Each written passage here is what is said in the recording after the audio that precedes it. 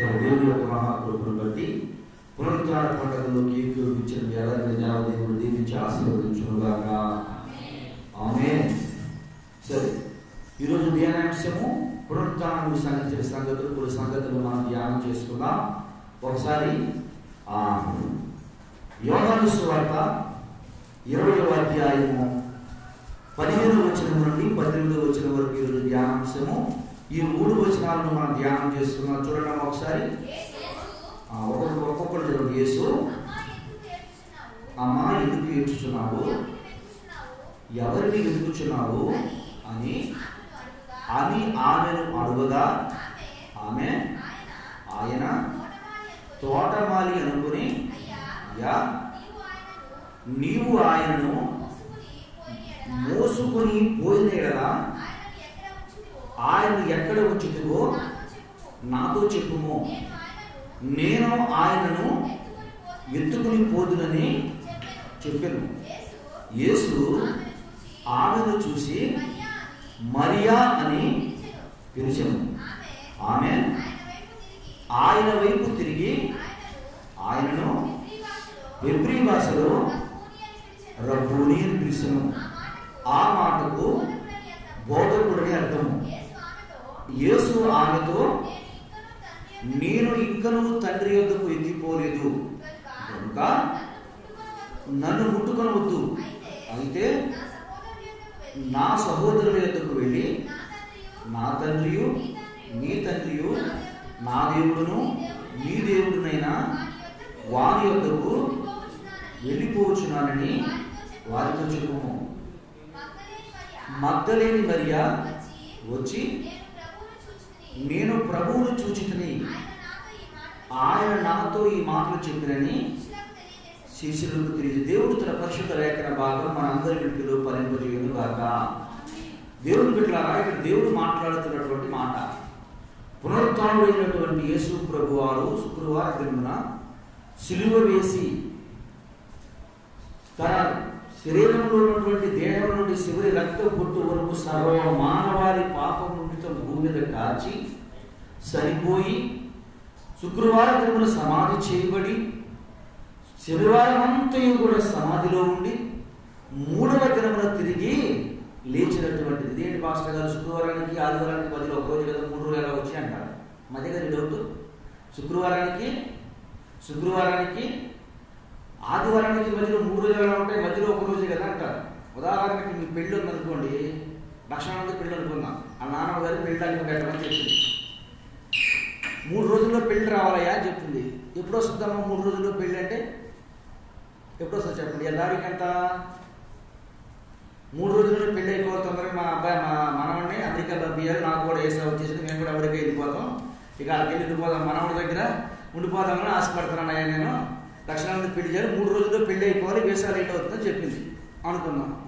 సరే, బద్రి అంటున్నాడు, మరి లక్షణానంది అంటున్నాడు, ఎందుకు అంటున్నాడు. సరే నువ్వు కూడా అనుకో, అమ్మ మా అబ్బాయి పేరు చెప్పట్లేదు అనుకున్నాడు. వీళ్ళిద్దరు చూస్తుంటే పక్కన సీన్ అన్నాడు, నా పేరు ఎందుకు చెప్పట్లేదు అన్నాడు. సరే నీ పేరు కూడా అనుకో, మేము వెళ్ళిపోవాలి, మేము అక్కడ మేము వాళ్ళు ఉండిపోవాలి, మరి మా పరిస్థితి ఏంటి, తొందరగా పెళ్లి పెట్టేమన్నాడు. మరి మధ్యలో 3 రోజుల్లో పెళ్లి కావాలి. 3 రోజులు పెళ్ళిగా తారీఖు 4. ఎన్నో రోజు వస్తుంది చెప్పండి నాకు అమ్మా, చెప్పండి. ఎన్నో తారీఖు వస్తుంది?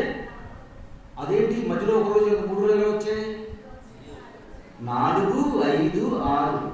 కానీ 4 ఈరోజు, 5 రేపు, ఎల్లుండు 6. 2 రోజులు అయిపోయినాయి, 3 రోజులు అయిపోయింది. అలాగే యేసు ప్రభువును శుక్రవారం చనిపోయాడు. శుక్రవారం సమాధి 1 రోజు అయిపోయింది, శనివారం 2వ రోజు, ఆదివారం 3వ రోజు. 3 రోజులు ఇచ్చాడు దేవుడికి స్తోత్రం. సరే, ఈరోజు ప్రసంగాంశాన్ని గురించి మేము మాట్లాడతాము. యేసు ప్రభువు ఏం చెప్పాడు పునరుత్థానుడు అయిన తర్వాత, చనిపోయి తిరిగి లేచిన తర్వాత ప్రభు అయిన యేసుక్రీస్తు వారు ప్రకటించినటువంటి మాట ఏమిటి స్పష్టంగా నేర్చుకున్నాం. ఈరోజు చాలా అవసరమైనటువంటి మాట.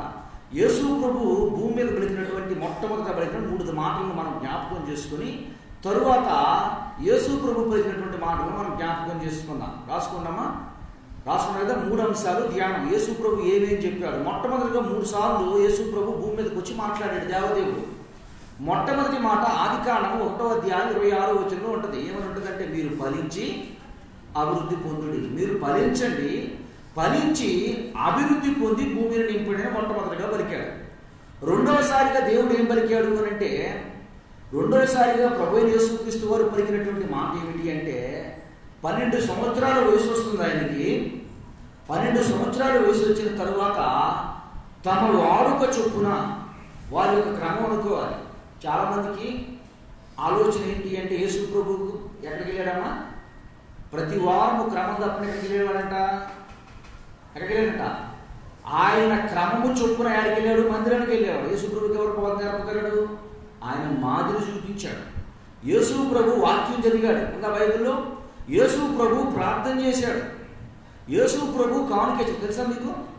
యేసు ప్రభు వాక్యం చెప్పాడు, ప్రార్థన చేశాడు, యేసు ప్రభు సాక్ష్యం చెప్పాడు, యేసు ప్రభు కానుకేశాడు. అంటే నేను కాను గురించి మాట్లాడు, నా జీవితంలో నేను మాట్లాడుకున్నటువంటి మాట ఒకటే. అన్ని మాటలోనే మాట్లాడుతాను. ఎందుకని అంటే, దేవుడి కొరకు సాక్షిగా బ్రతకవలసినటువంటి ఏ వ్యక్తి అయినా ఈ మాట గురించి మాట్లాడవలసిన అవసరం లేదు. ఎందుకని చెప్తూ ఉన్నానంటే, ఆయనకు తెలుసు ఆయన పంపించినటువంటి పని సేవకుడిని ఎలాగా పోషించాలో తెలుసు, ఎలాగ బ్రతికించాలో తెలుసు, ఎలాగ నడిపించాలో తెలుసు. దేవుడిని పెట్టారు, దాని గురించి నేను మాట్లాడాను. కానీ క్రమం అవసరం వచ్చింది కనుక చెప్తున్నాను. అయితే 12 సంవత్సరాల వయసు వచ్చేప్పుడు తన వాడుకు చొప్పున తల్లిదండ్రులతో కలిసి ఎక్కడికి వెళ్ళాడు? యెరూషలేము వెళ్ళాడు. యెరూషలేములో వెళ్ళిన తరువాత మొట్టమొదటి ఎక్కడ? ఆదికాండంలో ఫలించడానికి పలికాడు. రాసుకోండి అది. రెండోది ఏమని పలుకుతున్నాడో కూడా చెప్తాను, మీరు చూడండి. రెండోసారి ఏమని చెప్తాడు అంటే, యెరూషలేములో 12 సంవత్సరాల వయసు ఉన్నప్పుడు యెరూషలేము యొక్క దేవాలయంలోకి వెళ్ళి తల్లిదండ్రులతో ఉన్నాడు. తల్లిదండ్రులు కొంతకాలం నడిచి వచ్చేసిన తర్వాత 3 రోజులు ప్రయాణం కొనసాగిన తర్వాత, 3వ రోజు ప్రయాణం కొనసాగడం మధ్యలోకి వచ్చిన తర్వాత వారి కుమారుడు లేడని తిరిగి దేవాలయంలోకి వెళ్ళి శాస్త్రులు పరిసరుల మధ్య కూర్చొని ఆయన మాట్లాడుతూ ఉండగా వీళ్ళు అడిగారు, నా కుమారుడా ఎందుకు ఇలాగూ చేసేటివి అన్నప్పుడు ఆయన ఏమన్నాడు? రెండో మాట ఏమన్నాడు? నా తండ్రి పని మీద ఉన్నానని మీకు తెలియదా? రెండోసారి పలికిన పదం ఏంటి? నా తండ్రి పని మీద ఉన్నానని మీకు తెలియదా? మీరు ఎందుకు కంగారు పడుతున్నారని రెండోసారి పలికాడు. అంటే మొట్టమొదటిగా ఆత్మరూపిగా వచ్చి అవ్వ ఆదాము దగ్గర పలికినటువంటి పదం మొట్టమొదటిగా అది. రెండోదిగా దైవ గ్రంథంలో దేవుడు మనకు చూపించే మాట, మనందరికీ నేర్పుతున్నటువంటి మాట ఏమిటి అంటే, తండ్రి పని మీద ఉన్నానని మీకు తెలియదా? రెండో పదం. ఇప్పుడు మూడోసారి పునరుత్థానుడైనాడు, చనిపోయి తిరిగి లేచాడు. చనిపోయి తిరిగి లేచిన తరువాత ఆయన పలుకుతున్నటువంటి పదము పేరు పెట్టి పిలుస్తూ ఉన్నాడు. మరియా అని పిలుస్తూ ఉన్నాడు. రాసుకోండి, మీ పేరేది, మీ పేరేది, నీ పేరు రాసుకోండి. నా పేరుతో యేసు ప్రభువుని పిలిచి ఎందుకు పిలిచాడు? మరియా మగ్దలేని మరియా తీవ్రమైనటువంటి వ్యాధులతో ఉంది. ఉదయాన్నే వచ్చేసిందంట. మీకు చెప్పుకున్నాను కదా, భక్తి అనేది మందిరంలో మాత్రమే కాదు.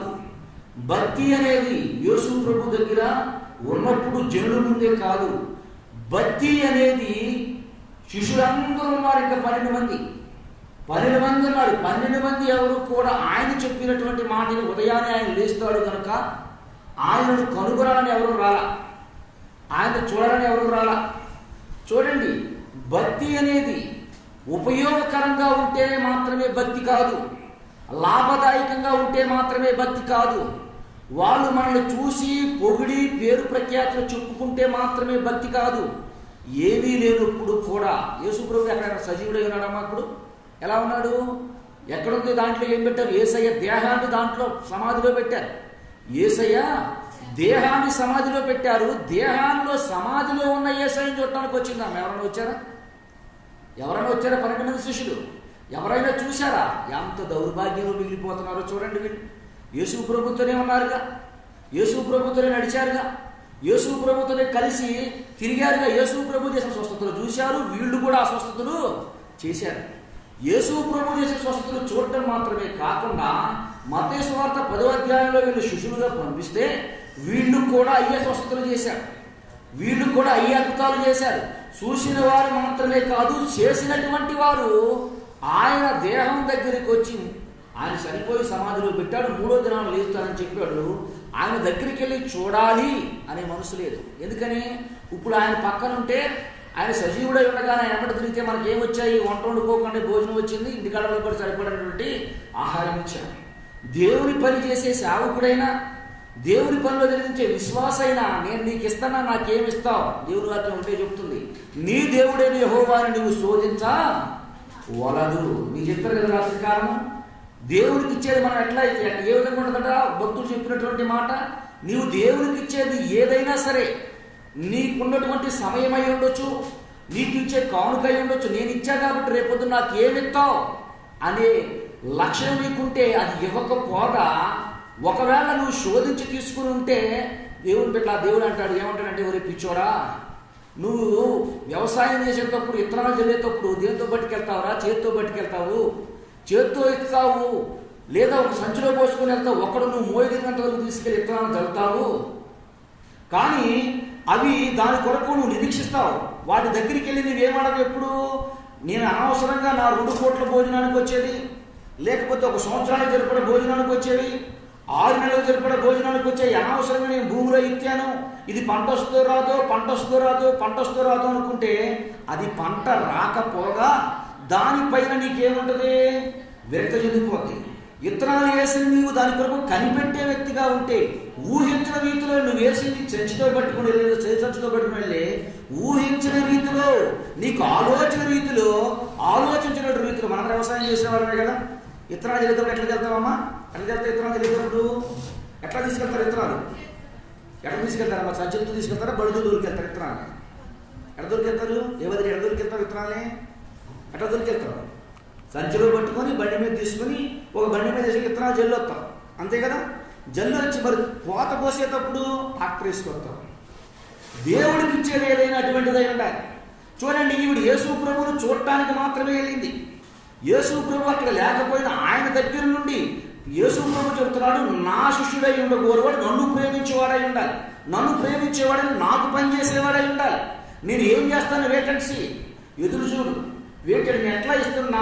నువ్వు అడిగితే, నువ్వు తీసుకుంటే, నీకు దగ్గర నుంచి దీవెన కావాలి అంటే నీ గుప్పుడు చిన్నది, నువ్వు నన్ను అడుగు. ఎట్లా అడుగు? నువ్వు నీ గుప్పుడుతో పెట్టు ప్రభు అని అడుగు. నేను పెట్టే వరకు వెయిట్ చేయి, నేను పెట్టే వరకు ఎదురు చూడు. అంతేగాని ప్రభు నేను గుప్పుడు ఇచ్చాను, నాకు 2 గుప్పుళ్ళు, నా గుప్పుడు చూస్తున్నానంటే ఎంత ఉంటుంది? మన గుప్పుడు ఎంత ఉంటుంది? చాలా సూపర్ చిన్న గుప్పుడు. అంటే ఏ సైజు గుప్పుడు అయితే ఎంత ఉంటుంది? ఊహించినటువంటిది. అసలు చూడండి, యేసు ప్రభు శిష్యులు 12 మంది ఉన్నారు. 12 మంది ఉన్నారు.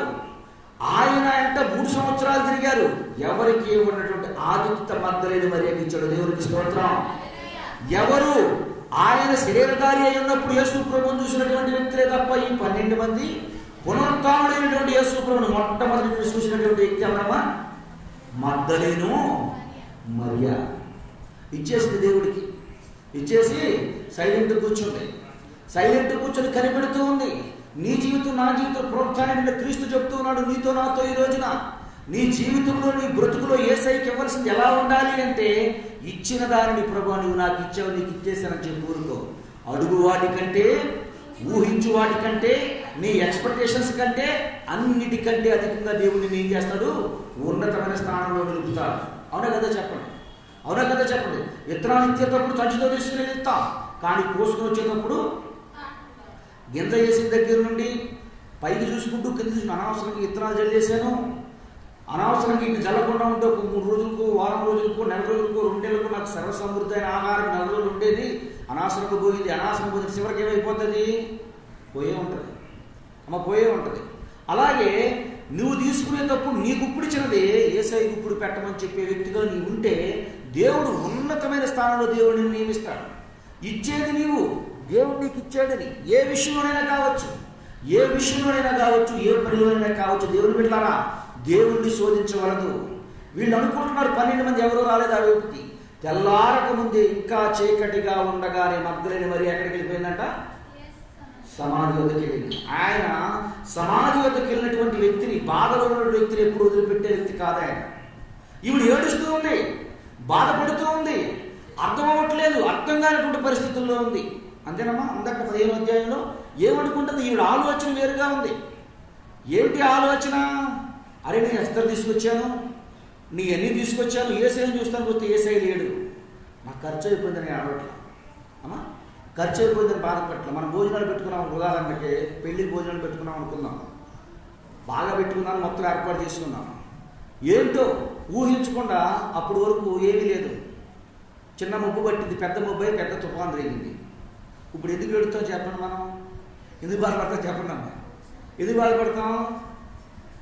ఇంత ఖర్చు పెట్టుకున్నాం, ఈ వాన ఇప్పుడే రాకుండా ఉండేట్లయితే ఏమైపోయింది? ఇది ఎవడన్నా వచ్చి చదువుకుని పెట్టుకుంటూ తిరిగిపోయినా బాధపడేవాళ్ళం కాదు మేము.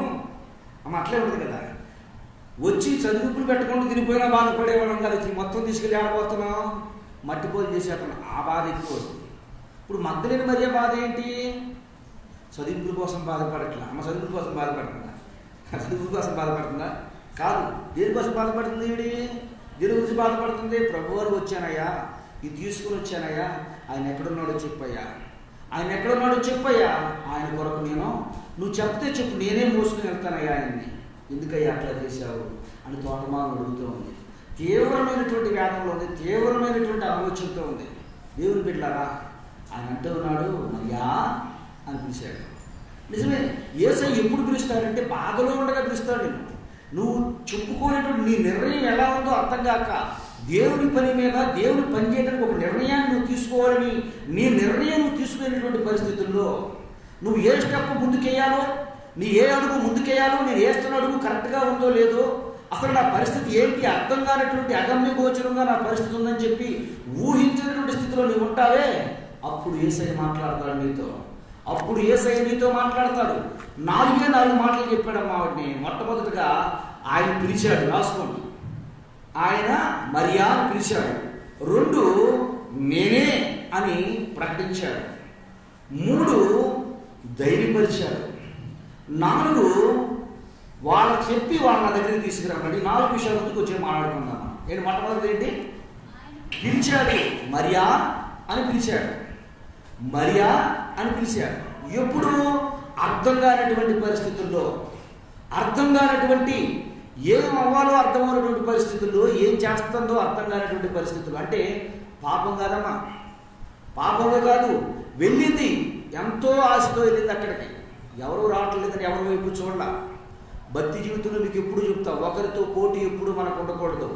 నీ భక్తి జీవితం ఎదుటి వ్యక్తికి మాదిరికరంగా ఉండాలి. నీ భక్తి జీవితంలో ఎప్పుడు పోటీ ఉండొద్దు. దీపం మీద ఉండటానికే తప్పది, కొంచెం మీదైనా మంచం మీద పెట్టడానికి కాదు. భార్య సరిగ్గా ప్రార్థన చేయడానికి భర్త ఆడకూడదు, భర్త సరిగ్గా ప్రార్థన చేయడానికి భార్య ఆడకూడదు, తల్లిదండ్రులు దేవుని నమ్మకం పిల్లలు ఊరుకోకూడదు, లేదా నా తమ్ముడు నా సరిగా ప్రార్థన రావడానికి నా అన్న క్రమంగా లేదని చెప్పి ఎవరి భక్తి జీవితం వాడిని పరలోకానికి తీసుకెళ్తుంది. యేసు ప్రభువుని ఎదుటి వ్యక్తి నడిపించే వరకే వారి డ్యూటీ. ఇక అక్కడి నుంచి ఎవరి దారిని వాళ్ళే నడవాలి. ఎవరి భక్తి వారిని పరలోకానికి తీసుకువెళ్తుంది. వీళ్ళతో పాటు ఏమన్నారుగా, వీళ్ళతో పాటు 12 మంది. ఈ 12 మందిని పిలిచాడా దేవుడు? ఈ 12 మంది స్వరం విన్నాడా? ఎవరైతే దేవుని పని పట్ల ఆతృత కలిగి ఉంటారో, ఎవరైతే దేవుని పని పట్ల ఆశ కలిగి ఉంటారో, అక్కడ సీనియర్టీ జూనియర్టీ చూడరు. అంతకు ముందు నుంచి ఉన్నారు 12 మంది. జూనియర్ క్రైస్తవురాలు, సీనియర్ క్రైస్తవురాలు కాదు, తెలుసా మీకు? జూనియర్ క్రైస్తవురాలు, సీనియర్ క్రైస్తవురాలు కాదు. ఎక్స్పీరియన్స్ లేదు, మహాజ్ఞానం కలిగినటువంటి వ్యక్తి కాదు, గొప్ప తెలివితేట కలిగినటువంటి వ్యక్తి కాదు, శక్తి సంపన్నటువంటి వ్యక్తి కాదు, జూనియరే. కానీ దేవుని పని పట్ల ఆతృత కలిగి ఉంది, ఆశ కలిగి ఉంది. నీవు దేవుడు చెప్తున్నాడు, ఆశ కలిగిన ప్రాణాన్ని ఆయన తృప్తిపరుస్తాడు. దేవుడు అంటున్నాడు, నీ నోరు బాగుగా తెరువు, దాన్ని నేను నింపెదను. నోరు బాగా తెరువు, నేను నింపుతానని చెప్తున్నాడు. సీనియారిటీ జూనియారిటీ క్రైస్తవంలో పనిచేయదు, సీనియారిటీ జూనియారిటీ క్రైస్తవంలో పనిచేయదు. సీనియారిటీ జూనియారిటీ దేవదేవుడు ఎప్పుడు పరిగణలోకి తీసుకోడు. నీ ఆసక్తి ఏంటి, నీ ఆతృత ఏంటి? సీనియారిటీ వాళ్ళు 12 మంది. సీనియర్లు ఏమైపోయారు ఇప్పుడు? ఎవడోడు ఎక్కడోడు దాక్కున్నాడు, ఎక్కడోడు అక్కడ పడుకున్నాడు, ఎక్కడోడు ఎక్కడ సైలెంట్ కూర్చున్నాడు. అయిపోయింది. ఆయన ద్వారా లాభపడిన చెప్పి లాభపడ్డాం. ఇక లాభం మనకు రాదు కాబట్టి ఆయనతో మనకి కట్ ఆఫ్. ఏమైపోయింది? తెంచేసుకున్నారు, కట్ అయిపోయారు, పక్కకి వెళ్ళిపోయారు. చూడండి, ఈరోజు ఏ మాటలు చెప్తూ ఉన్నాడు అంటే, ఈ యొక్క తల్లి చేసినటువంటి పని జూనియర్ అయ్యింది. వెనకాలే యేసు ప్రభు దగ్గరికి వచ్చింది, వెనకమాలే తెలుసుకుంది, వెనకాలే యేసయ్యను అంగీకరించింది. జూనియర్ క్రైస్తవురాలే, కానీ యేసయ్య పట్ల అపరిమితమైన ప్రేమ లేనటువంటి వ్యక్తి. అపరిమితమైన ప్రేమ. తెల్లవారు, ఇంకా తెల్లవారక ముందే తెల్లవారుజామునే సమాధి దగ్గరికి వెళ్ళింది. సమాధి దగ్గరికి వెళ్ళి మొత్తం చూసుకుంది. సమాధి తెరవబడి ఉంది. సమాధి తెరవబడి లోపలికి వెళ్ళి చూసింది. యేసయ్య కనపడలా. యేసయ్య కనపడకపోతే ఏడవడం మొదలు పెట్టింది. ఏడు చేస్తూ ఉంది, ఏడు చేస్తూ ఉంది, ఏడు చేస్తూ ఉంది. రాత్రి మీరు ఏడ్చారా? కష్టాల కోసం కాదు, ప్రభు నాతో కనపడు నువ్వు అని. యేసయ్య నువ్వు ఎక్కడున్నావు ఒకసారి నాకు కనపడని నువ్వు ఏడ్చింది. యేసయ్య నువ్వు నాకు కనపడు ప్రభా. అయ్యా ఎన్నో సంవత్సరాలు అవుతా ఉంది, ఎన్నో రోజులు అవుతా ఉంది, నాకు ఎప్పుడైనా కనపడు ప్రభు అని ఎప్పుడైనా అడిగాను? ఎప్పుడైనా దేవుడితో మాట్లాడారు? మాట్లాడలేదు. జూనియర్ క్రైస్తున్నారు, జూనియర్లు ఇంకెక్కువ బలంగా ఉంటారు, ప్రయత్నం చేయండి. సీనియర్లకి కనపడలేదు, జూనియర్లు మాత్రమే కనపడతారంటే సీనియర్లు చూడాల. చూసి చూసి వాళ్ళు ఏమైపోయింది, వాళ్ళదే హృదయం ఏమైపోయింది, బడబారిపోయింది. ఎందుకని యేసుప్రభు ఏముంది, యేసుప్రభు దాన్ని ఎక్కడికి వచ్చేసారు. వీడు జూనియర్ ఏమిటి ఏడ్చేస్తున్న లోపలికి వెళ్ళి దేనికోసం పెడుతుందమ్మా? యేసుప్రభు నీతో పాటు రొట్టె తిన్నారు, నాకు ఎప్పుడు రొట్టె పెట్టలేదు, నాకు కూడా రొట్టె పెట్టిందా, నువ్వు ఎందుకు లేవని పెడుతుందా? యేసుప్రభు సముద్రం దాటించావంట, పేతురు నన్ను కూడా నడిపించుంటే నేను కూడా హ్యాపీగా ఉండేదాను, ఎందుకు నడిపలేదు ప్రభు అని పెడుతుందా అమ్మా? యేసుప్రభు నువ్వు వెళ్ళి పేతురుతో వెళ్ళి రాయి మీద నేయమని చెప్పావంట, జ్ఞానం ఏమంట డాలర్ వచ్చేసింది, నీ అమ్మడి తిరిగినందుకు తనకు కూడా నువ్వు పన్ను కట్టావు, నాకు కట్టలేదని ఏడిసిందా? ఎందుకు ఏడిసింది ఈవిడి? ఎందుకు ఈవిడ ఏడుపు? ఎందుకు ఈవిడ బాధ? తన పని జరిగించుకోవడానికి కాదు, తనకు కార్యాలు జరగట్లేదని కాదు. నీకు నాకు ఏడుపు దేనికి వస్తుంది అని అంటే మన కార్యాలు జరగట్లేదు అని, మనకు జరగట్లేదు అని. దేవుడు ప్రోత్సాహం అయిన తర్వాత దేవుడు నేర్పింది ఏంటి అంటే నీకు ఏది అవసరమో నాకు తెలుసు, ఎప్పుడు నీకు ఏది ఇవ్వాలో నాకు తెలుసు. నీ అంతటా నువ్వుగా సాధిద్దామని ఏం సాధించగలవు? నేను నీకు తోడుగా లేకపోతే నువ్వు ఒక తోడుగా ఉంటావు, గుర్తిస్తావు అని నేను ప్రయత్నం చేస్తున్నా. నువ్వు ఎక్కడున్నావు? ప్రభుతో నాకు లాభం లేదు, ఇప్పుడు ప్రభుతో పాటు తిరిగినంతకాలం లాభం వచ్చింది, ప్రభు ఇప్పుడు లాభం లేదు కనుక ప్రభుతో నాకు సంబంధం లేదు అని ప్రభువుని యేసు ప్రభు సమాధి ఎక్కడ ఉండగానే వదిలిపెట్టి లోపలికి వెళ్ళిపోయారు. ఈవిడైతే ఎవరు తోడు లేకపోయినా, ఎవరు పక్కన లేకపోయినా, ఎవరు తనకు సహకారం లేకపోయినా, బహుశా అడుగులో అడగకుండా ఉంటుందంటారా చెప్పండి? అందరూ కలిసి తిరిగినప్పుడు అడగకుండా ఉంటారా? అమ్మ ఈరోజు భోజనం ఏర్పాటు చేసుకున్నాం, చేసుకోవడానికి ముందు ఎవరిని అడిగారు మీరు? ఒకరినొకరు ప్రోత్సహించుకున్నారా? అమ్మ ప్రోత్సహించుకున్నారా? ఉదాహరణగా చెప్తున్నాను, ఎవరో పెట్టాలని అనుకోండి, దేవుడి సన్నిధిలో ఈరోజు పండగ కాబట్టి నేను ఏం చేస్తాను, నాకు శక్తి కొంత ఒక స్వీట్ తెస్తాను అనుకునేవాడు. స్వీట్ తేడానికి కూడా నాకు శక్తి లేకపోయింది అనుకో, ఏం చేస్తాను అనుకునేవాడు, చాక్లెట్ అని చెప్తాను. ఎవరి గురించి మాట్లాడేది కదా, అంటే ప్రోత్సహించుకునే మాట. అంటే అందరూ కలిసి ఉన్నప్పుడు, ఒక పని నిమిత్తం ఏకోపించాలి అనుకున్నప్పుడు ఒకరిగా నిర్ణయం తీసుకోరు. ఎవరు దానికి ప్రోత్సహించినప్పుడు, ఎవరు దానిలో కలిసిరాను అన్నప్పుడు నీ నిర్ణయం చొప్పున నీ నిర్ణయాన్ని ఏం చేస్తావు, అక్కడ వ్యక్తపరుస్తావు. నా దగ్గర శక్తి ఇదే, నా దగ్గర శక్తిని కొలది నేను ఏం చేస్తానా, చాక్లెట్ కూడా డబ్బులు లేవనుకోండి, బఠానీలు తెస్తారు, అంతేనా? బఠానీలు తీసుకొస్తారు. ఎందుకని ఒక్కొక్క గింజలు పెట్టేస్తారు అంటే నీ శక్తి కొలది, నీకున్నటువంటి ప్రేమను, దేవుని పట్ల ఉన్న ప్రేమను వ్యక్తపరచడానికి చేస్తారు, అంతే కదమ్మా? యేసయ్య చెప్పాడు, కొద్దిలో నమ్మకంలో అధికంలో నమ్మకంగా ఉండును. అందరితో ఏకోపించుంటారు తల్లిని. అందరూ ఎవరు నేను రా, ఆయన వెళ్ళిపోయాడు, మనతో పని లేదు, ఆయనతో లాభం లేదు, ఇప్పుడు ఇక ఆయన ఉండగలైతే లాభం ఉంది.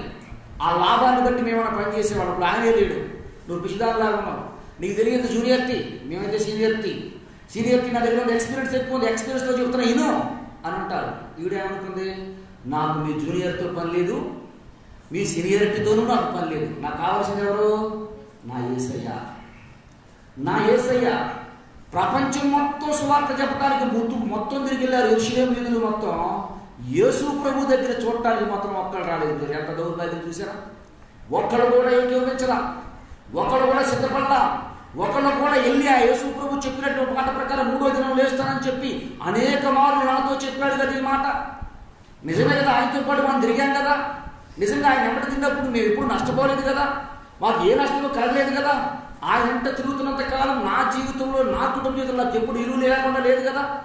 ఎవరు వచ్చి అడగాలన్నా, యేసు ప్రభు దగ్గర రావాలన్నా నన్ను ఒక విఐపీలో చూసేవాళ్ళు కదా. నా దగ్గర అపాయింట్మెంట్ తీసుకుంటేనే, నన్ను వచ్చి అడిగితేనే, కన్సల్ట్ చేస్తేనే అక్కడ నేను పంపించేవాడిని కదా. అరే కనీసం కృతజ్ఞత ఉంటుంది కదా మనిషికి. అమ్మ చాలామంది పరిస్థితులు ఎట్లా ఉంటాయంటే, బ్రతికుండగా అన్నం పెట్టరు. ఉదాహరణ చెప్తున్నా, తెలిసినటువంటి కొంతమంది కుషించి చచ్చిపోతారు. సరిపోయిన తర్వాత ఏడపోతులు కోస్తారు, తర్వాత ఏం కోస్తారమ్మా, కోళ్ళు కోస్తారు, తర్వాత ఏంటండి రకరకాలు చేసి ఏం చేస్తారు, తద్దినమ చేసేస్తారు. చేసేసి ఆ రోజు ఏడుస్తారు. ఏడుపు బతికినంత కాలం ఏడు చూసి ఆమె ఏడుస్తుంది, చచ్చిపోయిన తర్వాత ఆమె గురించి వీళ్ళు ఏడుస్తారు. చూడండి, వీళ్ళు ఎంత కృతజ్ఞత హీల్లో ఆలోచించండి అమ్మ, ఎంత కృతజ్ఞత లేనటువంటి వ్యక్తులు ఆలోచించండి. ఆయన అంట తిన్నంతకాలం రాయల్టీగా ఉన్నారు, ఆయన అంట తిన్నంతకాలము ఘనతలో ఉన్నారు, ఘనహీనతగా లేరు. ఒక ఐడెంటిటీ వచ్చింది వీళ్ళకి, ఒక మంచి పేరు వచ్చింది వీళ్ళకి. ఆయన లేడు అని తెలవగానే చెల్లి ప్రభు మీకు మాతో కూడా ప్రశాంతంగా వచ్చినారు. కాబట్టి జూనియర్ వెళ్ళి అడుగుంటే ఎవరో రానన్నారు, మీతో నాకు పనే ఉంది. నా బతుకు పాప బతుకు, నా జీవితము దౌర్భాగ్యం జీవితం. ఒకనొక దినమందు నేను బయలుదేరి వస్తూ ఉంటే నన్ను చంపేయడానికి అందరూ రాళ్ళు సిద్ధపడ్డారు. వచ్చి ఏసై దగ్గర కూర్చున్నా. నేను ఏసై దగ్గర కూర్చుంటే ఏసై అన్నాడు, మొట్టమొదట మీలో పాప లేనివాడు ఆవిడ మీద రాయి అయిందని చెప్పాడు. నాకు గుర్తొచ్చింది, వీళ్ళందరి చోటు నాకెందుకు, నా దేవుడు నన్ను రక్షించాడు.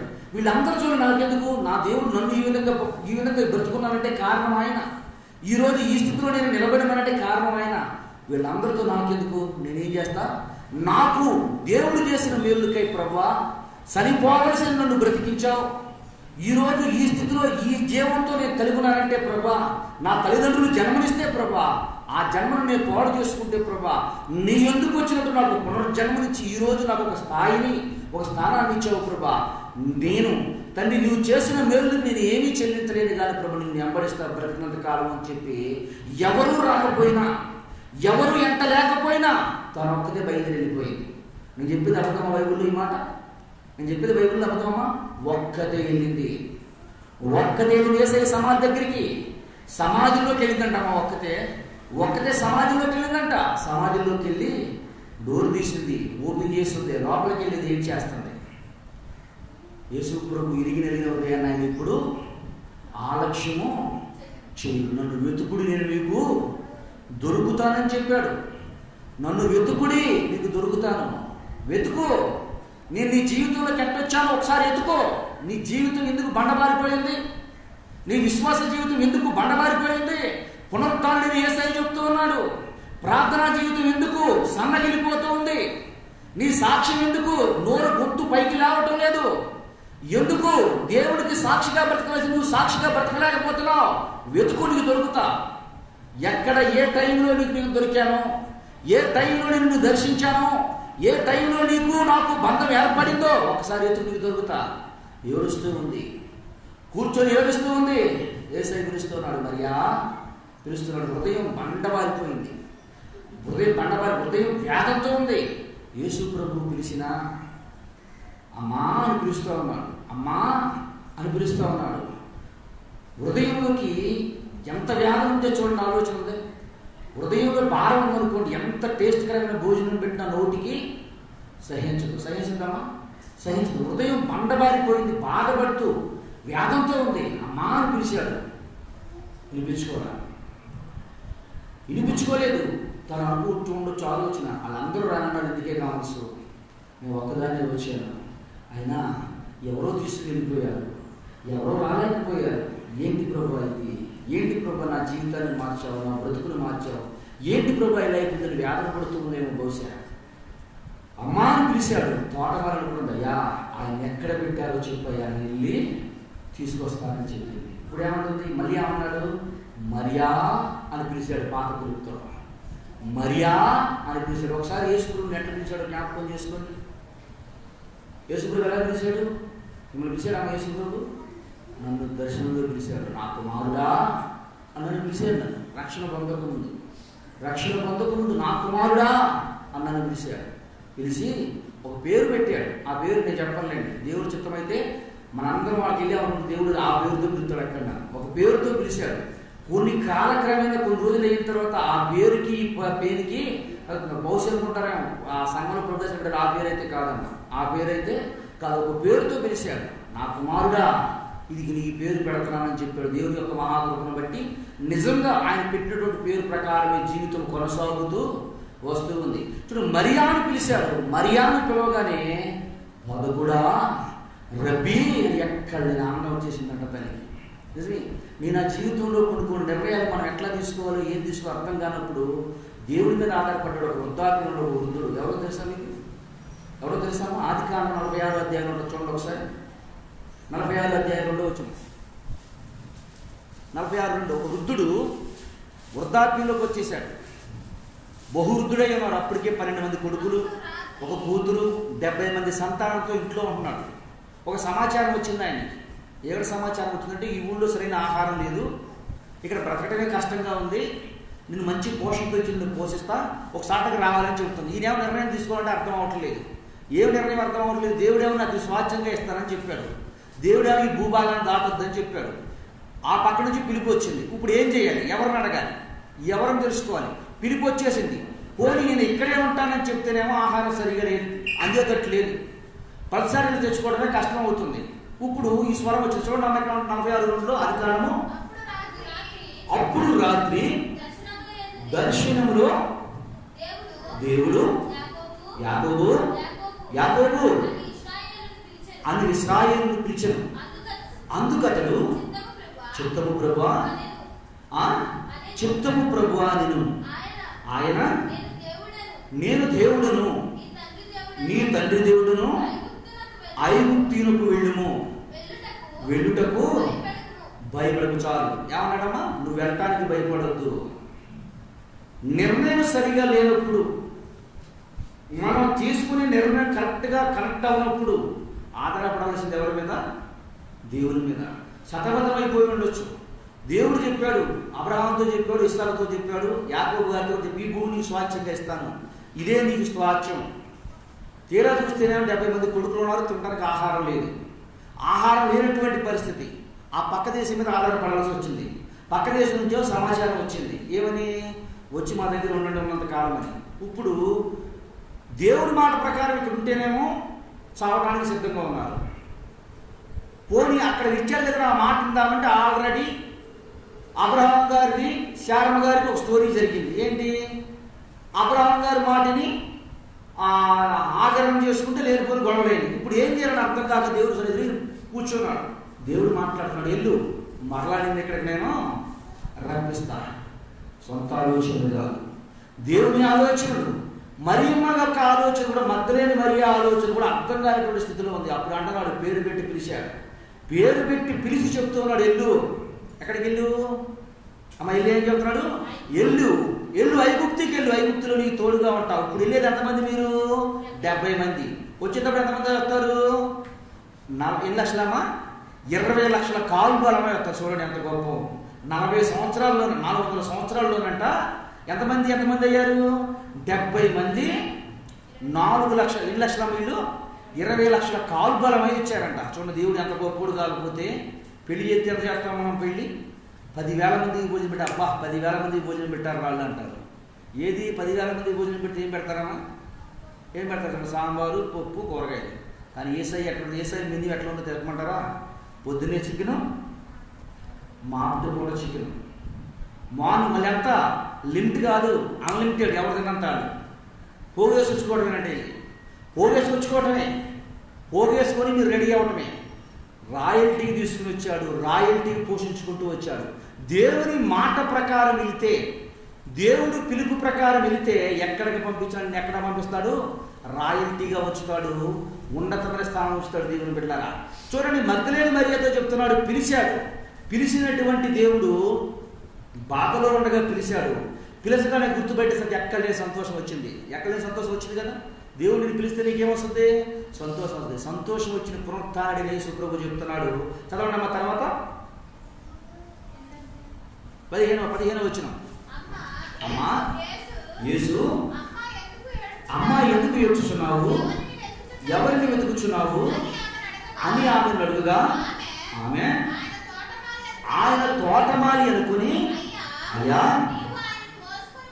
నీవు ఆయనను మోసుకొని పోయినలా ఎక్కడ ఉంచితివో నాతో చెప్పుము, నేను ఆయన ఎత్తుకుని పోదునని చెప్పెను. యేసు ఆమెను చూసి మరియా అని పిలిచెను. ఆయన వైపు తిరిగి ఆయన ఎబ్రీ భాషతో రబ్బూని అని పిలిచెను. ఆ మాటకు బోధకుడా అని అర్థం. తర్వాత యేసు ఆమెతో, ఎక్కిపోలేదని నన్ను ముట్టవద్దు, కనుక ముట్టుకొనవద్దు. అయితే నా సహోదరుడు యొద్దకు వెళ్ళి, ఇప్పుడు ఏం చెప్తున్నాడమ్మా? వెళ్ళి ప్రకటించు. రెండోది ఏంటి చెప్పింది మరియాతో? ఫస్ట్ ఏం చెప్పాను? పేరు పెట్టి పిలవబట్టే మనందరం ఇక్కడ ఉన్నాం. పేరు పెట్టి పిలవబట్టి ఇక్కడ ఉన్నావు. రెండోది ఏం చెప్తున్నాడు? వెళ్ళి ప్రకటించు. ఏమని ప్రకటించాలి? ఏమని ప్రకటించాలి? ఏమని ప్రకటించాలి చెప్పండి. యేసు ప్రభు లేచినాడు. యేసు ప్రభు లేచినాడు. పరిగెత్తుకొని వెళ్ళిపోయిందంట. బైబిల్లో రాయబడింది మాట. పరిగెత్తుకొని వెళ్ళిపోయిందంట. గబగబ లేచి గరగర ఉరికి వెళ్ళిపోయిందంట. గబగబ ఉరికెత్తుకు వెళ్ళిపోయి పేతురును యోహాను ఉంటే యోహాను పేతురుతో చెప్పింది. ఏమని చెప్పింది? అయ్యా, యేసు ప్రభు చెప్పాడు కదా. ఏమని చెప్పాడు? మీ ఎమ్మడ తిరిగినప్పుడు చెప్పాడు కదా. నేను కూడా పక్కన విన్నాను కదా. దేవాలయాన్ని పడగొట్టు 3 దినాల్లో లేపుతున్నాడు కదా. తన దేహమనే దేవాలయాన్ని పడగొట్టు 3 దినాల్లో లేపుతానని చెప్పాడు కదా. 3వ దినం లేచిపోయాడు. అయ్యా, లేచాడయ్యా. ఈవిడ పరిగెత్తి ఆమె పరిగెత్తిచ్చింది. ఎట్లా పరిగెత్తిందంట? పేతురు ఎట్లా వచ్చాడంట? ఉరుకులు పరుగులతో వెతుకొచ్చాడంట. మన ప్రకటన ఎట్లా ఉండాలి అంటే, మనం ప్రకటించే ప్రకటన ఎలా ఉండాలి అంటే, నువ్వు పరిగెత్తాలి, నీతో పాటుగా అందరినీ పరిగెత్తించాలి. నువ్వు పరిగెత్తాలి. దాంట్లో మాట చెప్పాలి అంటే స్పష్టంగా మాదిరి. ఆవిడ పరిగెత్తకుండా ఆమె పరిగెత్తమని చెప్పిందా? ఆవిడ పరిగెత్తకుండా ఆమె పరిగెత్తమని చెప్పిందా? పరిగెత్తుకుని వెళ్ళిపోయిందని దేవుడి వాక్యంలో ఉంది. గబగబ ఉరికెత్తుకుంటూ వెళ్ళిపోయిందంట. పరిగెత్తుకుని వెళ్ళిపోయిందంట. నేను యేసు ప్రభువుని చూశాను, నేను యేసయ్యను చూశాను. మిమ్మల్ని అడుగుతున్నా, పరిగెత్తున్నారా మీరు? పరిగెత్తున్నారా మీరు? అమ్మ, పరిగెత్తున్నారా? సమాధానం లేదు. ఇలాంటి పిచ్చి పిచ్చి మాటలు మా దగ్గర మాట్లాడతారు పాస్టర్ గారు. ఇంకా ఏదైనా మాట్లాడుతూ చెప్పండి. కానీ ఏదో ప్రార్థన రమ్మంటే వస్తున్నాం తప్ప పరిగెత్తటం ఇలాంటి పిచ్చి మాటలు ఎప్పుడు మాట్లాడతారు. అంతే కదమ్మా డైలాగ్? అంతే కదమ్మా డైలాగ్? ఆవిడ దేవుడు చూసినటువంటిది. యేసుప్రభుని ఎలా చూసాము మనం? వ్యాధి ద్వారానో చూసాము, బాధల ద్వారానో చూసాము, కష్టాల ద్వారా, ఏదో విధంగా దేవుడు అయితే చూసాం కదా. మనం దేవుడైతే మనల్ని పిలిచాడు కదా. చూసినటువంటి దేవుణ్ణి దేవుడు ఒకటే చెప్తున్నాడు, నన్ను చూసావు కాబట్టి నువ్వు సైలెంట్గా ఉండొద్దు. నన్ను చూసిన నీవు సైలెంట్గా కూర్చోవద్దు. ఏం చేయి? ఇతరులకు తెలియజేయి, ఇతరులకు ఈ విషయాన్ని ప్రకటించు. యేసయ్య చెప్తున్నాడు, సజీవుడైన తర్వాత, పునరుద్ధానుడైన తర్వాత బాధలో ఉంటే పిలిచాడు మరియని. బాధలో ఉన్న మరియని పిలిచి చెప్తూ ఉన్నాడు, ఈ విషయం తీసుకెళ్ళి వాళ్ళకే తెలియజెప్పు. ఎవరు తెలియజెప్పాలి? సీనియర్స్కి తెలియజెప్పాలి. సీనియర్స్కి తెలియజెప్పాలి. చూడండి, వాళ్ళు నిజంగా లోబడే స్వభావం ఉండాలి. ఎంత జూనియర్లైనా సీనియర్లైనా కానీ అందరికి మెచ్చుకునే స్వభావం ఏంటి అంటే, ఇదే స్వభావము, లోబడే స్వభావం ఉంది. అరే నువ్వు జూనియర్వి, మీకు తెలీదు, నువ్వు అంతా కలిపి జాయిన్ అయ్యి 6 నెలలే అవుతుంది, 3 సంవత్సరాలు ఆయనతో పాటు మేము ఉన్నాం, ఆయన చెప్పినవి బాగానే ఉన్నాయి, కొంతవరకు నమ్ముతామనుకో, ఆయన లేవటం ఏంటని చెప్పి ఆగల. దాక్కున్నారు. కానీ ముందు రావాల్సిన సమయంలో బయటకు వచ్చారు. రావాల్సినటువంటి సమయంలో బయటకు వచ్చారు. ఎట్లా బయటకు వచ్చారు అంటే, పరిగెత్తుకెళ్ళిపోయి అయ్యా నేను యేసయ్యను చూశాను, యేసయ్య నాతో మాట్లాడాడు, యేసయ్యను నేను చూశాను, యేసయ్య నాతో మాట్లాడాడు. ఎప్పుడైతే పేతురుకి యోహాను గారికి చెప్పిందో, పేతురు గారు ఉరికెత్తుకొని వచ్చి ఆత్ర పేతురు చూశారంట. అక్కడేముంది? ఖాళీ సమాధి ఉంది. ఖాళీ సమాధే ఉంది. దేవుని బిడ్డలారా, దేవదేవుడి రోజు నీతో నాతో చెప్పు మాట ఏంటి అంటే, బలహీనమైపోయి, మనస్సాక్షి చచ్చిపోయి, ప్రార్థనా జీవితంలో చచ్చిపోయి, విశ్వాస జీవితంలో చచ్చిపోయి, పేరుకు మాత్రమే క్రైస్తవులు అని పేరు పెట్టుకొని, ఏమాత్రము చలనం లేకుండా, ఏమాత్రము కూడా క్రైస్తవ జీవితాన్ని అనుభవించుకోకుండా బ్రతుకుతున్నారు చూసారా, వాళ్ళని మనం లేపాలి. ఈ రోజున యేసుప్రభు చెప్తున్నాడు, నేను చెప్పే మాట కాదు, బహుశా నేను చెప్పే మాట కదా. ఇది ఏం చెప్తున్నాడు? మళ్ళీ ఏమన్నా ఒకసారి 16వ వచనం అర్థం అవుద్ది. 16వ వచనం చెప్పండి. చెప్తున్నాను నేను, యేసు ఆమెను చూసి మరియాను పిలిచెను.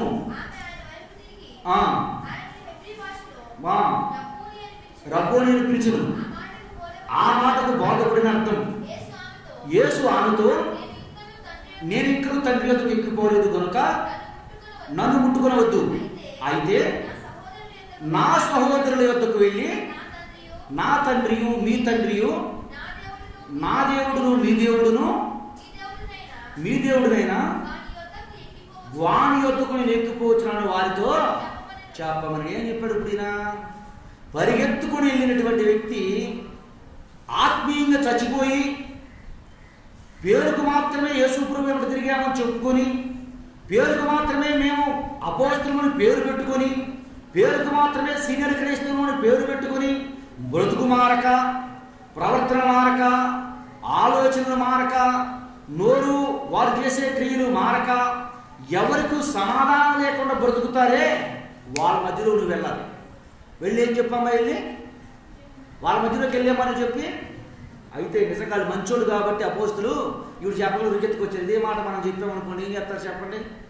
ఇప్పుడు ఉదాహరణకు అక్కడ దాకా ఇది మా పాస్టర్ గారు ఉన్నారు అనుకోండి, లేదా మా పిల్లలు ఉన్నారు, ఏది ఎవరికి నాకు తెలియండి అంటే మేము భక్తులు కదంటారు. వాళ్ళ ముందు నేను మాట తెలుసుకోండి. అమ్మా చూడండి, మన సంగతి మాట్లాడతాం. మా చిన్న అమ్మాయి మహిమ నాకు వాక్యం ప్రకటించింది అనుకోండి, నేనేమంటా? ఆటోమేటిక్గా నేనేమంటానమ్మా? ఏమంటా?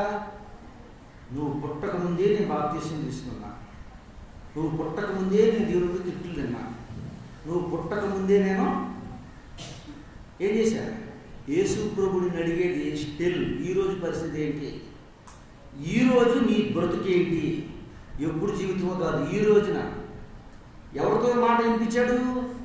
ఎవరితో సువార్త చెప్పించాడు? బిలాముకి గాడిదతో చెప్పించాడు. గాడిద కంటే మనిషి ఎంతో శ్రేష్ఠుడు కదా, గాడిద కంటే మనిషి ఎంతో శ్రేష్ఠుడు కదా. పేతురు గారికి ఉన్నటువంటి శక్తి ఏంటి? పాతాళ లోక ద్వారములు మోయటానికి తెరడానికి తాళం ఇచ్చారని చెప్పాడు. కోడి పుంజుతో సువార్త చెప్పించాడు. ఉన్న బైబిల్లో కోడి ముమ్మారు కూయక ముందే నీవు ఏం చెప్తావు? కోడి మూడోసారి కూసేసరికి ఇది బొలి పెరిగిందంట. కోడి పుంజుతో సువార్త చెప్పించాడు. మహోన్నతి ఎక్కినటువంటి వాడు బిలం.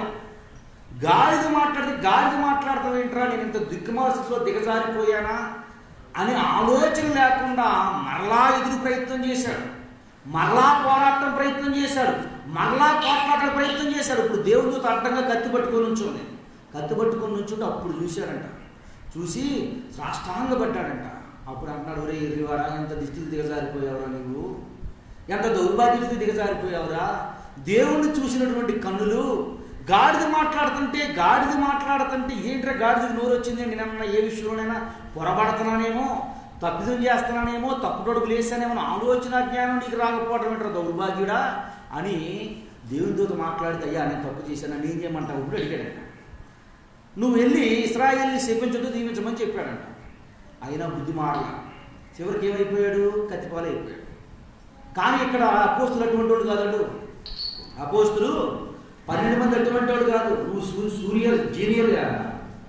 జూనియర్వి, నీ మాట మేము వినేదేంటి, మేము చెప్పింది నువ్వు వినాలి, మాకు తెలుసు అని ఎవరో తక్కువ చేయలేదు. ఒక మాట చెప్తాను, క్రైస్తవుడు జీవితంలో ప్రతిరోజు నేర్చుకోవాలి.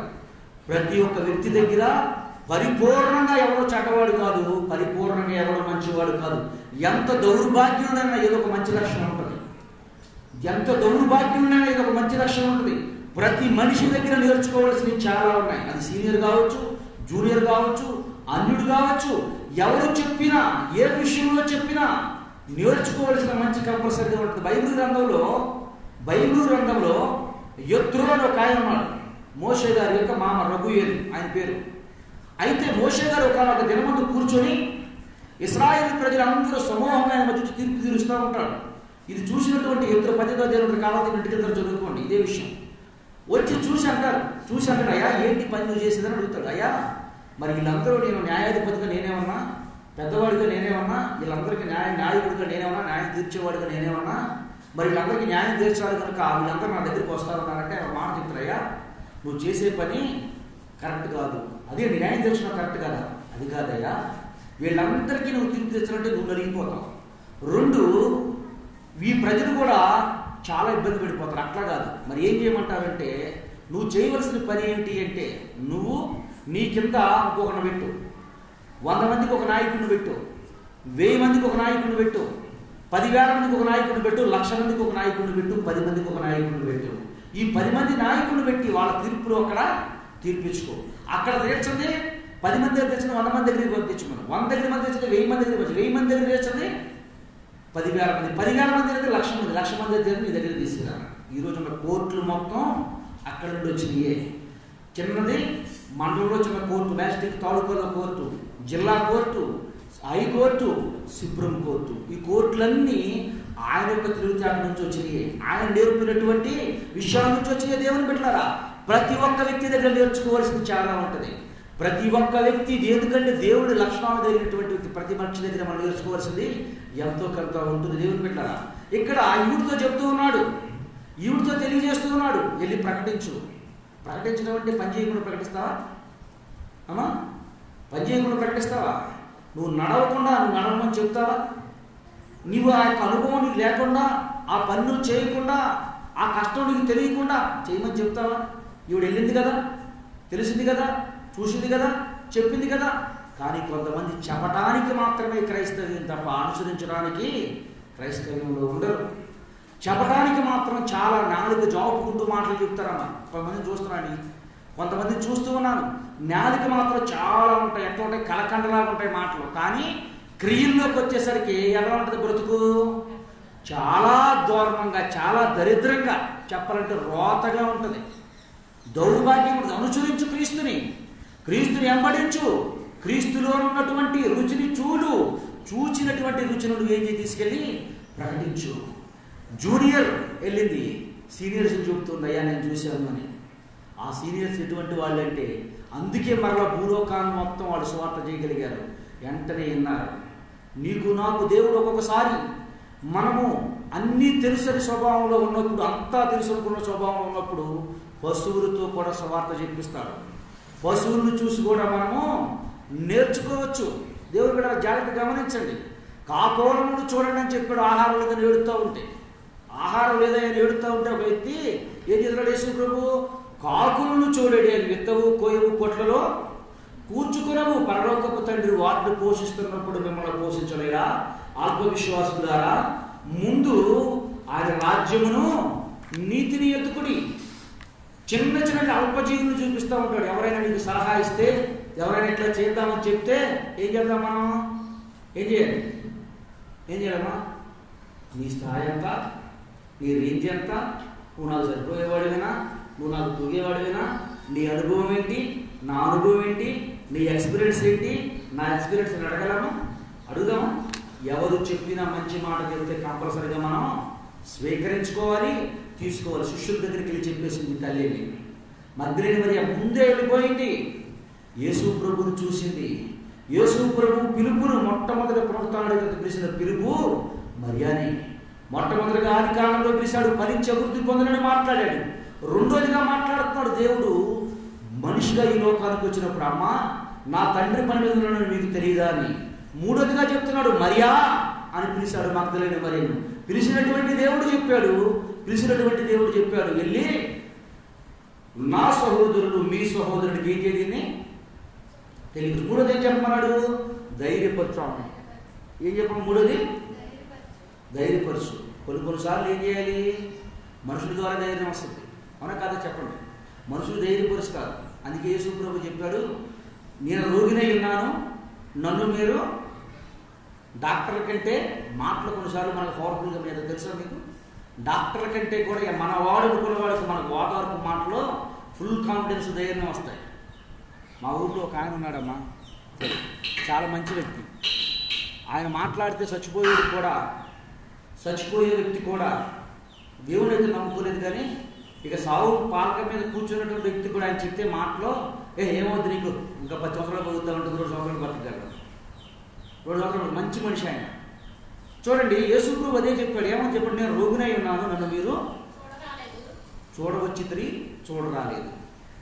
నేను బలహీనుడై ఉన్నాను, నేను ఆకలిగా ఉన్నాను, నాకు భోజనం పెట్టిద్దరు, నా కుడి పక్కన మీరు కూర్చోండి. భోజనం పెట్టినోడికి ఎంత క్రెడిట్ ఇచ్చాడో, బలహీనతతో ఉన్నవాడిని, ఇబ్బందుల్లో ఉన్నవాడిని పరామర్శిస్తే కూడా దేవుడు అదే క్రెడిబిలిటీ ఇచ్చాడు, అదే స్థానాన్ని ఇచ్చాడు. రోగంలో ఉన్నప్పుడు, ఇబ్బందుల్లో ఉన్నప్పుడు, శ్రమలో ఉన్నప్పుడు నీకు కీడు చేసినా కానీ, నీకు ఇబ్బంది చేసినా కానీ నాశనం అయిపోవాలని మాత్రం ఉన్నదే. ఏమంటారు చెప్పండి? ఏమవుతాయా? దేవుడు ఇచ్చాం కానీ నేను చేస్తాడు, ఆ ఇబ్బంది నుంచి విడిపిస్తాడు, నడిపిస్తాడు. నీకు భయం వద్దు. ఇప్పుడు వీళ్ళకి ధైర్యం లేదు, ధైర్యం చచ్చిపోయి ఎక్కడున్నారంటే ఇప్పుడు 19వ అధ్యాయంలో ఉంటుంది. ఏమన్నారంట? యూదుల భయం వలన ఎక్కడున్నారు? ఒక ఇంట్లో కూర్చొని బయటికి రావట్లేదంట. ఇంట్లో కూర్చొని బయటికి రావట్లేదంటే ఇంట్లోనే ఉన్నారంట. ఇప్పుడు ఇల్లు చెబుతుంది తల్లి, యేసయ్య లేచాడు, ధైర్యపరచమని చెప్తుంది. నిజమే, బైబిల్ గ్రంథంలో కూడా దేవుని మాట కొన్నిసార్లు మంచి ధైర్యాన్ని ఇస్తాయి, గట్టిగా బలాన్ని ఇస్తాయి. ఏలియా గారు 300 మంది బయలు ప్రవక్తలను ఒకే దెబ్బకు సంహారం చేశాడు. యెజబెలు చంపుతుంది అంటే భయపడిపోయి మరణాభివృద్ధి గలవాడై మరణం విషయమై తలంచుకుంటూ వచ్చే మరణాన్ని తలంచుకుంటూ వేధిస్తూ బాధపడుతూ రోధిస్తూ ఉంటే దేవుని వాక్యం చెప్పింది, ఏలియా నీ పరిస్థితి ఏంటి? ఏలియా నీ పరిస్థితి ఏంటి? నువ్వు ఏం చేశావు? నీ స్థాయి ఏంటి? నీకున్న కెపాసిటీ ఏంటి? నువ్వు ఒక్కడనే మిగిలినని చెప్పి అహాబ్ మీదకి వెళ్ళావు, నీకు తోడుగా లేనా? మధ్యాహ్నం రాజు మీదకి వెళ్ళావు, నీకు తోడుగా లేనా? నేను 300 మంది బయలు ప్రవక్తలు ఒకే దెబ్బకు సంహారం చేశావు, నీకు తోడుగా లేనా? నేను నువ్వు ప్రార్థించావు, ఆకాశం నుంచి అగ్ని రాలేదా? నువ్వు ప్రార్థించి ఆ 300 ప్రవక్తల ముందు ధైర్యంగా నిలబడి ప్రభు పక్షంగా నిలబడ్డావు. దేవుడి మీద సవాల్ చేయలా, దేవుడిని బతిమలాడాడు, దేవుడి పక్షంగా నిలబడ్డాడు. ఒక్కడవని నీవు భయపడొద్దు, ఒక్కడనే ఉన్నా నేను ఏం చేయగలను, నా మాట ఎవరింటారు, నా మాట ఎవరు చెప్తారు? నువ్వు ఒక్కడవే కావచ్చు, నీ పక్కన ఉన్నవాడు నీకంటే బలవంతుడు. నీ పక్కన ఉన్నటువంటి దేవుడు సర్వ సృష్టి మీద అధికారం కలిగినటువంటి వాడు. వాళ్ళకంటే వాళ్ళ తల్లిదండ్రులు ఉన్నారు, వాళ్ళకు కూడా బ్యాక్గ్రౌండ్ ఉంది, వాళ్ళు ఏమైనా చేయగలరు, ఏదైనా సాధించగలరు. అది మానవుని యొక్క ఆలోచన. ఇదే ఆయన శిష్యుడైనటువంటి ఎలీషా గారి దగ్గర శిష్యుడు ఉంటాడు. చూసి ఆయన అంటాడు, అయ్యా మన మీదకి సిరియా రాజు గడ్డెత్తుకుని వస్తున్నాడంట, పెద్ద సైన్యం వాళ్ళది, మనం ముట్టడే చేస్తారంట, ఏం చేయమంటావు అని అడిగాడు. ఎలీషా గారు ఏమన్నారమ్మ అప్పుడు, ప్రభువా నువ్వు నా పక్కన ఎంతమంది సైన్యం ఉన్నారు, వీళ్ళు కరులు చూసినట్టు ప్రభు ఒకసారి చూసి కరులను అనుగ్రహించమని చెప్పాడంట.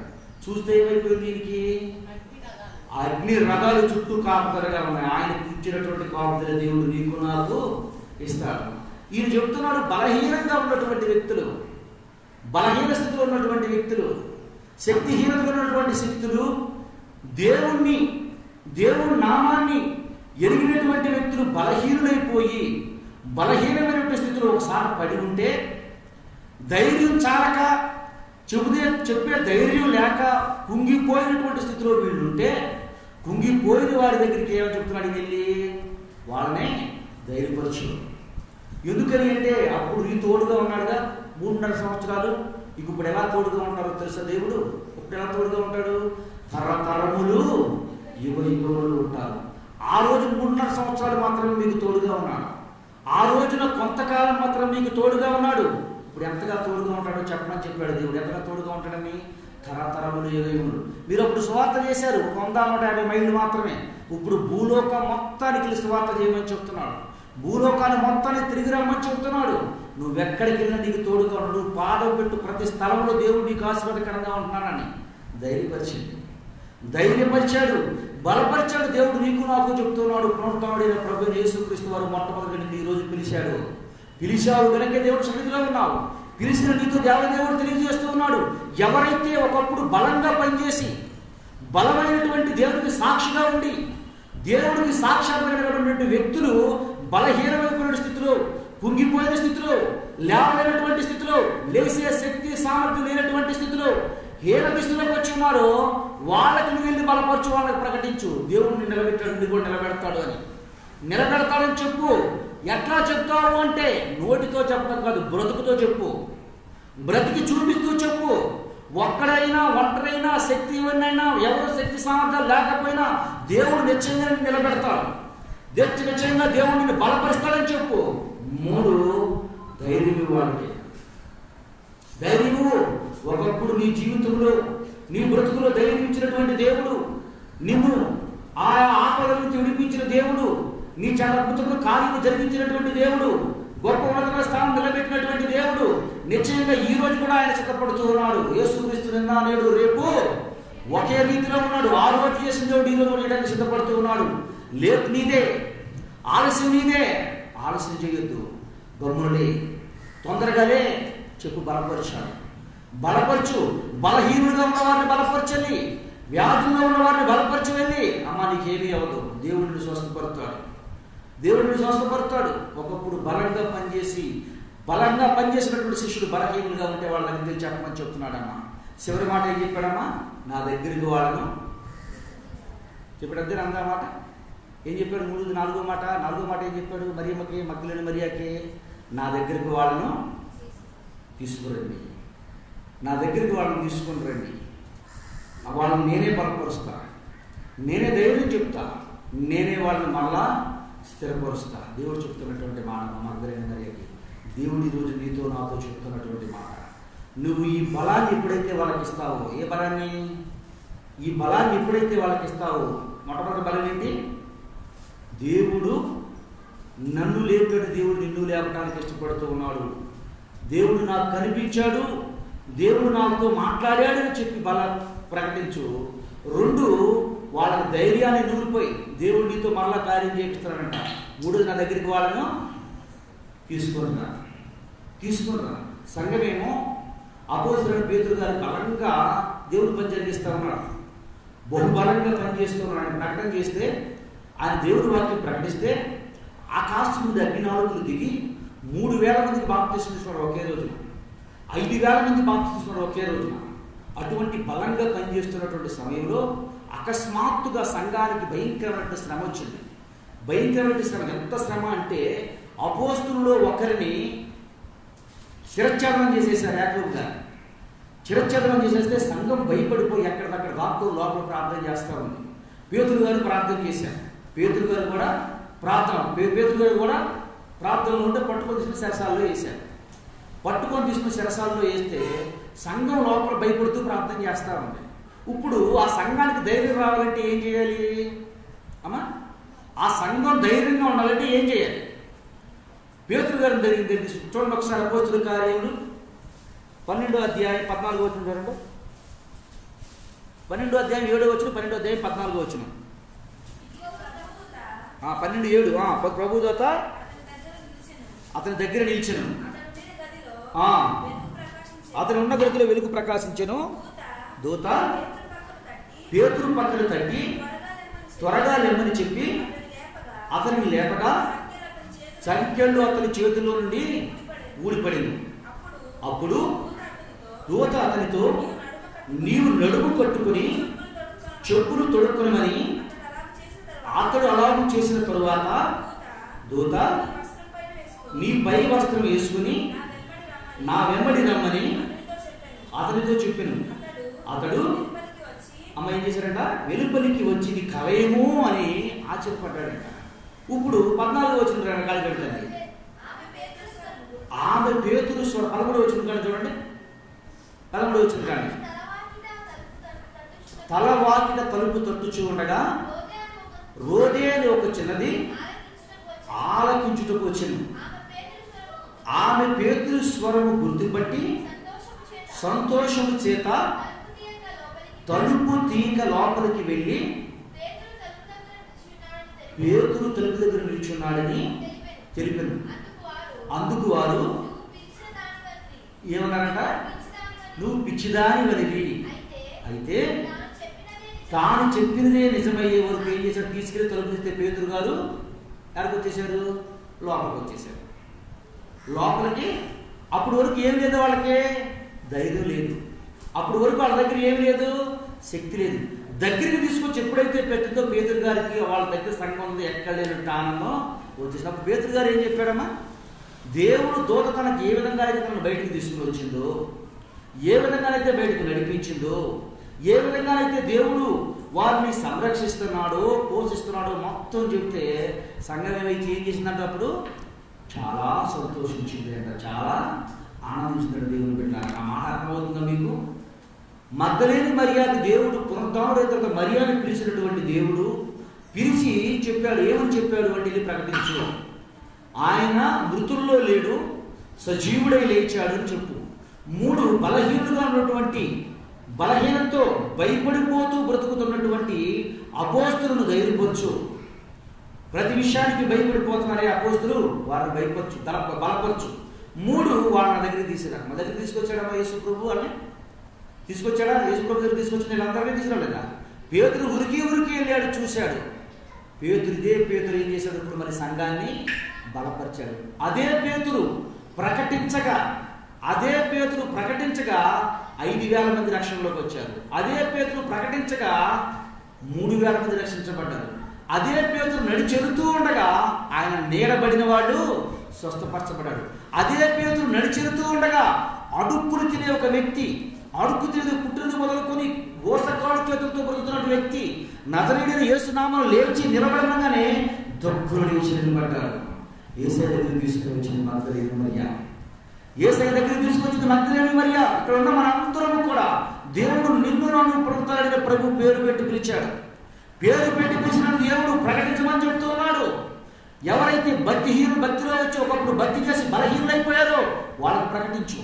వాళ్ళని ప్రకటించడం మాత్రమే కాదు, వారి జీవితంలో ఏ ఏ కార్యాలైతే చేశాడో అంతకంటే ఘనమైన కార్యాలు చేస్తారు అని చెప్పి వాళ్ళని ధైర్యపరిచిన నీవు మళ్ళీ ఏ స్థానాన్ని అయితే కోల్పోయారో, ఏ స్థానాన్ని అయితే పోగొట్టుకున్నారో, ఏ స్థానం నుంచి అయితే కిందకు దిగజారిపోయారో మరలా తిరిగి ఆ స్థానంలో వారిని బలపరచుము అని చెప్పి మగ్దలేని మరియకు చెప్పినటువంటి దేవుడు ఈరోజు నీతో నాతో తెలియజేస్తున్నాడు. ఎందుకు తెలియజేస్తున్నాడు అంటే ఒక్క మాట చదువుకుని మన ప్రసంగాన్ని నేను ముగిస్తానే. చూడండి ఒకసారి రోమిలకు రాసిన పత్రిక 8వ అధ్యాయం 30వ వచనం చూడండి ఏమన్నాడు. రోమిలకు రాసిన పత్రిక 8వ అధ్యాయం 30వ వచనం, మరియు ఎవరిని ముందుగా నిర్ణయించినో వారిని పిలిచెను, ఎవరిని పిలిచెనో వారిని నీతిమంతులుగా తీర్చెను,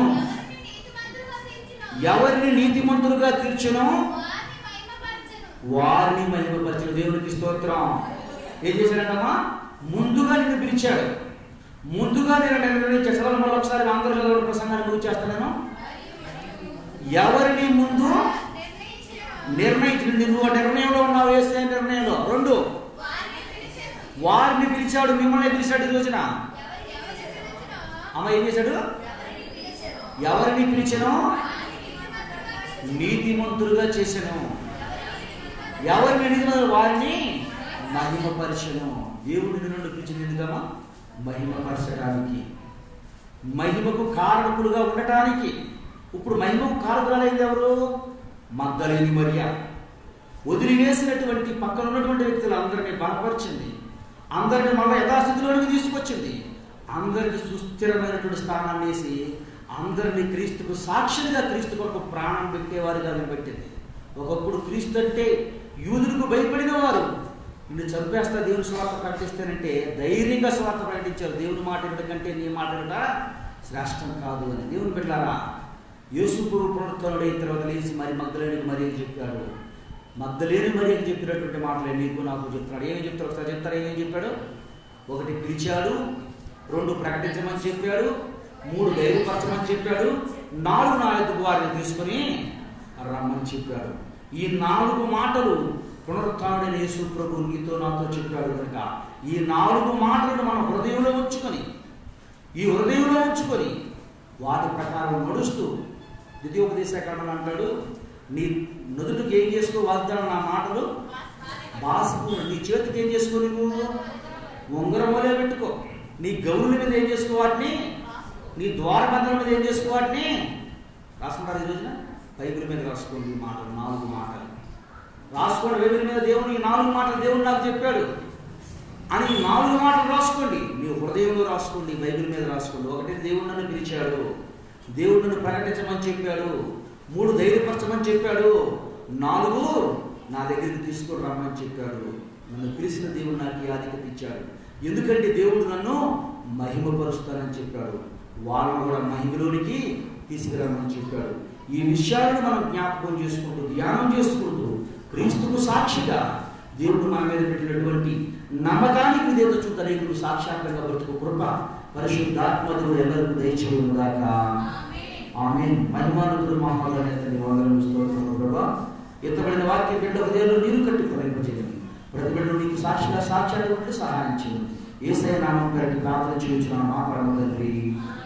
ఆమేన్.